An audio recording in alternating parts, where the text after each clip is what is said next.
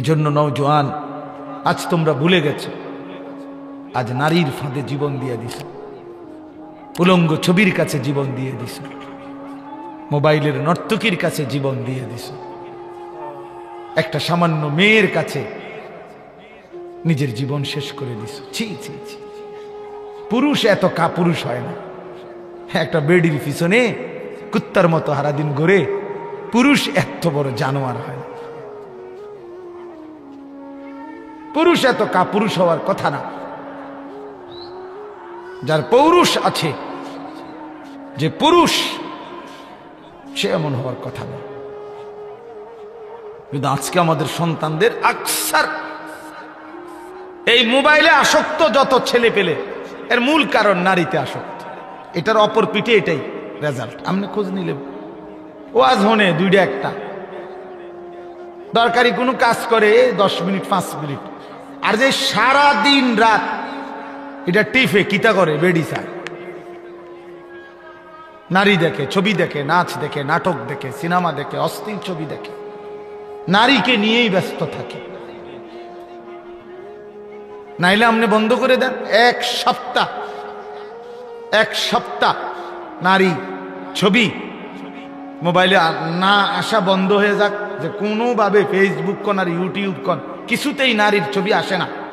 এক সপ্তাহের জন্য দেখবেন হাজার হাজার লাখ লাখ বড় মোবাইল, এগুলা দিয়ে মানুষে কটকুড়ি খাবে, কটকুড়ি, সম্পাপড়ি খাইব, সম্পাপড়ি চিনেন না, সাদা সাদা সম্পাপড়ি, এইটি কটকুড়ি, অথবা পেঁয়াজ বেছে, বাঙ্গারি মাল বেছে। এই জন্য এটা দরকার। প্রিয় বন্ধু, প্রিয় বাবা, বুঝা উচিত একজন নারী অস্বীকার করার কোনো বিষয় না।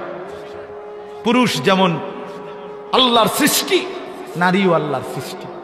নারীর প্রতি পুরুষের আসক্তি, পুরুষের প্রতি নারীর আসক্তি, এই আসক্তি, এই বন্ধন, এই প্রেম, এই ভালোবাসা, এই আন্তরিকতা, এই মহব্বত, এই হৃদয়ের টান, এটা যদি না থাকতো তো মানব প্রজন্ম আজকের এই পর্যন্ত আসতো না।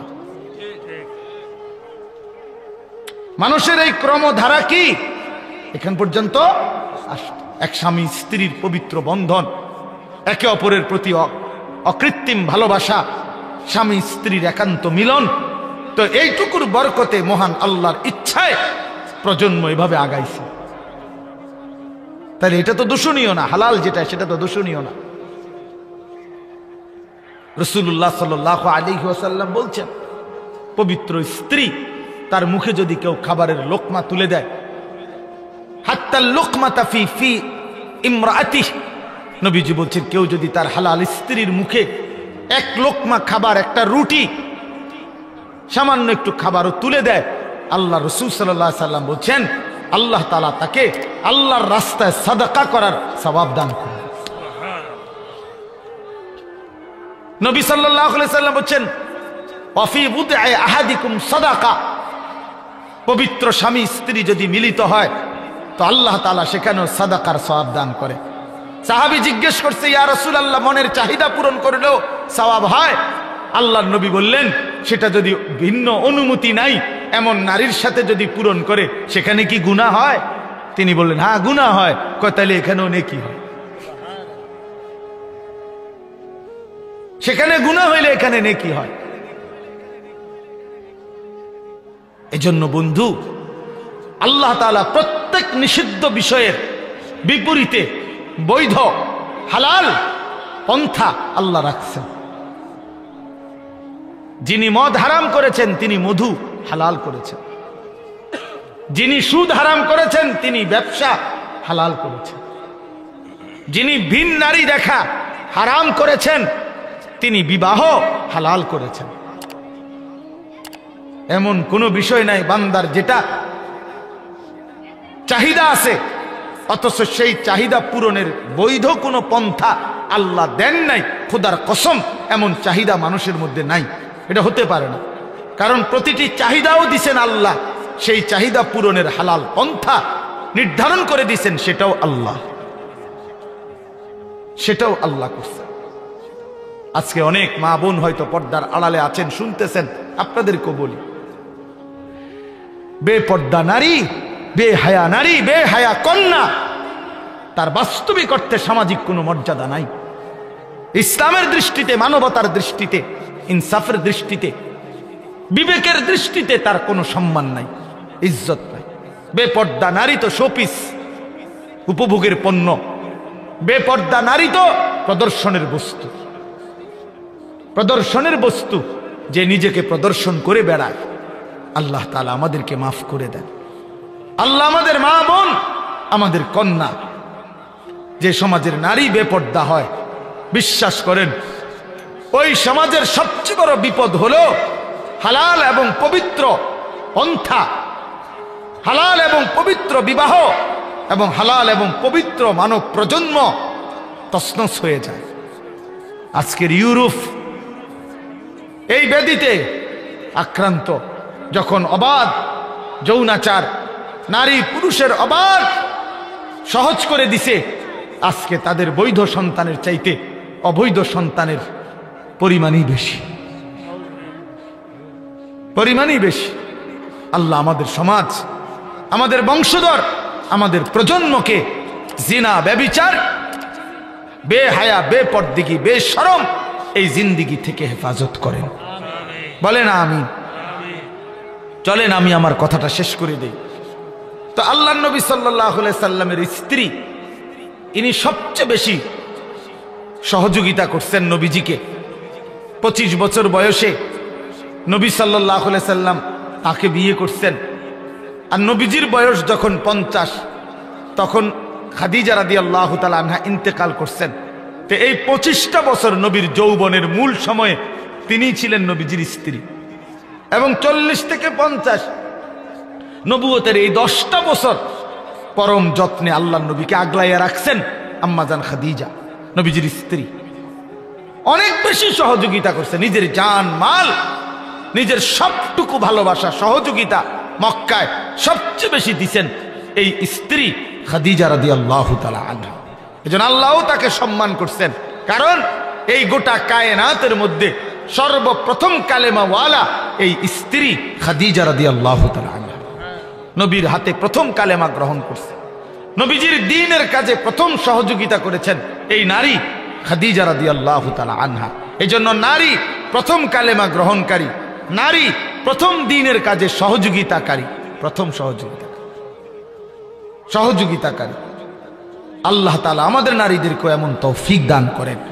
তো বললাম যে আমরা আল্লাহ নবী সাল্লাল্লাহু আলাইহি সাল্লাম এরপরে নবুয়তের 10ম বৎসরের পরে আল্লাহ নবী সাল্লাল্লাহু আলাইহি সাল্লামের উপরে জুলুম অত্যাচার তীব্র বেড়ে গেছে। নবীজি পার্শ্ববর্তী তায়েফ নগরীতে এরপরে গেছেন কালেমার দাওয়াত দিতে। 11 বছরের সময় সেখান থেকে একটা লোকও কালেমা গ্রহণ করে নাই। নবীজি ফিরে চলে আসছেন। তায়েফের কাফেররা পাথর মেরে অকাতরে আল্লাহ নবী সাল্লাল্লাহু আলাইহি সাল্লামকে বিতাড়িত করে দিয়েছে। নবীজি রক্ত মাখা দেহ নিয়ে মক্কায় ফিরে আসছেন। এই সংক্ষেপ কথা হলো, নবীজি যখন তায়েফ থেকে ফিরে আসছে, তখন মক্কাবাসী নবীজিকে খুব বেশি বিদ্রুপ করছে যে মুহাম্মদ, আজকে 11টি বছর তুমি আমাদের দ্বারাও নির্যাতিত, আমরাও তোমারে বিতাড়িত করলাম, আবার তুমি তায়েফ গেলা, তায়েফেও কেউ তোমার কালেমা গ্রহণ করলো না, বাচ্চারাও তোমারে শেষ পর্যন্ত পাথর মারলো। এখন তুমি যে বলতেছ তোমার আল্লাহ আছে, আল্লাহ তোমারে ভালোবাসে, আল্লাহ তাআলা তোমারে মহব্বত করে, তোমার ইজ্জত কই, সম্মান কই, কই তোমার আল্লাহ? এইভাবে বিদ্রুপ করলে, ব্যঙ্গ ঠাট্টা মস্কারি করতে লাগছে।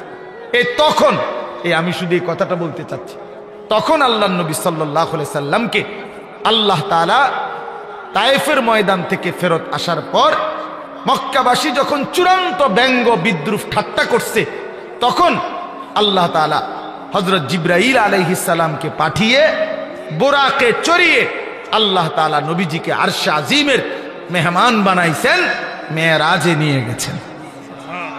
আইনা বলছেন, বন্ধু জগৎবাসী বলছে আমি নাকি আপনাকে ইজ্জত দেই নাই, সম্মান দেই নাই, ভালোবাসি নাই। চলেন বন্ধু, আজ আপনাকে আমি এমন জায়গায় আনলাম, এবার আপনি শুধু শুনে নেন। আপনাকে এখন আমি যেই আরশে আজিমের উপরে আয়না দাঁড় করাইলাম, আপনার কদমের নিচে আমার গোটা সৃষ্টি আপনি আমার সমস্ত সৃষ্টির ঊর্ধ্বে উপরে শুধু আমি আল্লাহ, আর কোন সৃষ্টি নাই। অতএব আপনার মর্যাদা পৃথিবীবাসী শুনে নেক যে আমি আল্লাহর পরে সমস্ত সৃষ্টির উপরে আপনি রাসূলের মর্যাদা। আমি আপনাকে সম্মান দিলাম। ইজ্জত কাকে বলে, সম্মান কাকে বলে, কতটুকু হইতে পারে আমি দিলাম। সম্মানের সর্বোচ্চ মাকামে আপনাকে পৌঁছায় দিলাম। আল্লাহ নবী সাল্লাল্লাহু আলাইহি সাল্লাম মেরাজে গেলেন, এই মর্যাদা পেলেন, আল্লাহ তাআলা আদর করলেন, কথা বললেন, পরম মমতায় বন্ধুর সাথে একান্তে সাক্ষাৎ দিলেন। এই পুরা পর্ব শেষ হওয়ার পর এই আমি শুধু যে একটা কথা শুধু বলে শেষ করতে চাচ্ছি, প্রিয় বাপ আমার, বন্ধু আমার, আজকে এই রাত গভীরে শুধু মনে রাখেন, নবীজি সাল্লাল্লাহু আলাইহি সাল্লামকে আল্লাহ তাআলা মেরাজে সর্বশ্রেষ্ঠ মর্যাদা, শ্রেষ্ঠতম স্থানে নিয়েছেন। তো সেদিন আল্লাহ নবী বলছিলেন, আল্লাহ মাওলা, আপনি তো আমার ইজ্জত দিলেন, সম্মান দিলেন, মর্যাদা দিলেন, আপনার কাছে আনলেন, আরশে আজিমের মেহমান বানাইলেন। এখন আমি তো আবার ফিরে যাব জমিনে। জমিনে তো আমার উম্মত আছে, ওরা তো গেলে জিজ্ঞেস করবে আপনি আমার উম্মতের জন্য কি দিলেন। আমার আবু বকর তো নিচে আছে, ওমর, ওসমান, আলী, আমার ফাতেমা, আমার হাসান, আমার হুসাইন, আমার সাহাবীরা। তা আপনি আমার উম্মতের জন্য কি দিলেন? আমি তো আমার সম্মান দিলেন, আমার জন্য উম্মতের জন্য কি দিলেন? তখন আল্লাহ পাক রব্বুল আলামিন বলছেন, বন্ধু আমি জানি আপনি বলবেন, আপনি উম্মতের জন্য যে চাইবেন এটা আমি জানি। আপনি একমাত্র এমন নবী যে জীবনের কোনো মুহূর্তে উম্মতকে ভোলেন নাই, কখনোই ভোলেন নাই। আজ মেরাজে এই আরশে আজিমে আপনি ভুলবেন না, এটা আমার জানা আছে। এই জন্য আমি আল্লাহ গত 11টি বছর, প্রিয় ভাই এই শেষ কথাটা মনোযোগ দিয়ে শোনেন, গত 11টি বছর আমি আল্লাহ এই কোরআন নাজিল করছি আপনার উপরে। কত আহকাম, কত আয়াত জিব্রাইলের মাধ্যমে আমি জমিনে পাঠাইছি। কিন্তু বন্ধু বিশ্বাস করেন, 11টি বছর আমি আল্লাহ একটি আমল আমি নিজের কাছে রাখছিলাম। আমার সিদ্ধান্ত ছিল যেদিন আপনাকে আমি এই সর্বশ্রেষ্ঠ মর্যাদার মাকামে আনবো, সেদিনে আমি আপনাকে আপনার উম্মতের জন্য সর্বশ্রেষ্ঠ আমল আমি আল্লাহ আমার কুদরতি হাতে আপনার হাতে তুলে দেব। আর সেটাই আজকের এই হাদিয়া। আর সেই হাদিয়াটাই হলো 5 ওয়াক্ত নামাজের হাদিয়া। আজ আপনার মর্যাদার চূড়ান্ত সর্বশ্রেষ্ঠ স্থানে আপনাকে আনলাম, আর আপনার উম্মতের জন্য যে আমলটা দিলাম এটাও সর্বশ্রেষ্ঠ আমল। অতএব প্রিয় বন্ধু আমার, এবার আপনি শুধু এই কথাটাই বুঝেন, 5 ওয়াক্ত নামাজ দোস্ত নওজোয়ান, 5 ওয়াক্ত নামাজ এটা মেরাজের হাদিয়া, আরশে আজিমের হাদিয়া, মহান আল্লাহ পাকের স্বহস্তে দেওয়া হাদিয়া। নবীজির যেদিন মর্যাদার চূড়ান্ত মাকামে আল্লাহ নিছেন, সেদিন সর্বশ্রেষ্ঠ আমল আল্লাহ তাআলা হাদিয়া হিসাবে দিলেন। অতএব আল্লাহর প্রতি যার ভালোবাসা আছে, মেরাজের প্রতি যার ভালোবাসা আছে, নবীজির প্রতি যার ভালোবাসা আছে, আল্লাহর কসম 5 ওয়াক্ত নামাজ তার জীবনে বাধ্যতামূলক। যে জীবনে 5 ওয়াক্ত নামাজ নাই, সে আল্লাহকে চেনে না, সে রসুলকে চেনে না, সে ইসলামকেও চেনে না। তার কোনো আল্লাহ বলতে কিছু নাই, তার কোনো রসুল বলতে কিছু নেই। তুমি মূলত মুসলিম নামের এক লেবাসদারি ধোঁকাবাজ, ধোঁকাবাজ। তুমি এক প্রতারক, প্রতারক যে মনে করছো মুসলমান মানে শুধু আইডি কার্ডে লিখলে হয়। তুমি ভাবছো শুধু জন্ম নিবন্ধন সনদে লিখলে ধর্মের পাশে ইসলাম এতেই চলবে। না বাপ, হাসরের ময়দানে আইডি কার্ড নিবে না, কবরে জন্ম নিবন্ধন সনদ নিবে না, নিবে সেজদা, নিবে সেজদা, হিসাব হবে সেজদার। এজন্য আজকে এই রাতে আপনাদের কাছে আমার অনুরোধ, দয়া করে মেহেরবানি করে রাসূলুল্লাহ সাল্লাল্লাহু আলাইহি ওয়াসাল্লামের এই পবিত্র মেরাজ, আল্লাহ তাআলা যেদিন তাকে সর্বোচ্চ সম্মান দিয়েছেন, সেদিন আল্লাহ 5 ওয়াক্ত নামাজ নবীজির হাতে তুলে দিয়েছেন। কেন আপনারা, আমরা, প্রিয় ভাই আমার, এই যে কয়জন বসছেন ইনসাফের সাথে বলেন, 5 ওয়াক্ত নামাজ যাদের ছুটে যায়, কেন ছুটে গেল বাপ? আরে মনিবকে চিনে না, বানানেওয়ালা চেনে না, সৃষ্টিকর্তাকে যে চেনে না, যে তাকে আদর করে লালন পালন করে গোটা কায়নাত দিয়ে, ওই মালিককে যে চেনে না, আল্লাহর কসম তার চাইতে মূর্খ, নাদান, গণ্ড মূর্খ আর কেউ হইতে পারে না। সেজদা বিহীন যেই বেটা, তুমি বাকি যা পড়ছো বাকি সবগুলো পড়া ভুয়া ভুয়া ভুয়া বেটা, এগুলা ভুয়া বেটা, ভুয়া। বাকি এগুলো সারাও বেটা দুনিয়া মিলে বেটা, দুনিয়ার সবগুলো পড়া, কিচ্ছু না পড়লেও মূর্খ, বকলম, নাম দস্তখত করতে জানে না, টিপসই দেয় এমন বেড়াও দুনিয়া বাত খায়, গুম যায়, পেশাব পায়খানা করে, বিয়া করে, বাচ্চা কাচ্চা হয়, টাকা পয়সা হয়, কোটি কোটি টাকার মালিক হয়, ক্ষমতাও দেখায়, নেতাগিরিও দেখায়, মাতবরিও দেখায়। হ্যাঁ, কি শিখলা 12 বছর? এই বাবা সন্তানকে কি শিখাইলেন? 16 বছর সন্তানের পিছনে আপনি বললেন পোলারে পড়ালেখা করাইয়া শিক্ষিত বানাইলেন, যে সন্তান সেজদা দেয় না, মালিককে চেনে না, আল্লাহর কসম তাকে শিক্ষিত বানান নাই, বরং উপার্জনকারী প্রাণী বানাইছেন। তাকে কামাই রোজগারের কোনো একটা সিস্টেম, কোনো একটা নিয়ম শিখাইছেন পয়সা রোজগার করার, কিন্তু ইনসান মানুষ হয় নাই। মানুষ বলে তাকে সেজদা করে। জি, আল্লাহ তাআলা মানুষকে বানাইছেনই সেজদার জন্য। অতএব যার কপালে সেজদা নাই সে মানুষ নয়, বরং কোরআন তাকে বলছে আনআম, চতুষ্পদ জন্তু, জানোয়ার, জানোয়ার বলছে। অতএব চলেন হিসাব লাগান, আর নাই তো তর্ক করলে তর্ক করেন, আমি রাজি। আপনি প্রমাণ করে দেন মালিককে যে চিনে না সে মানুষ হয় কিভাবে, কোন যুক্তিতে, কোন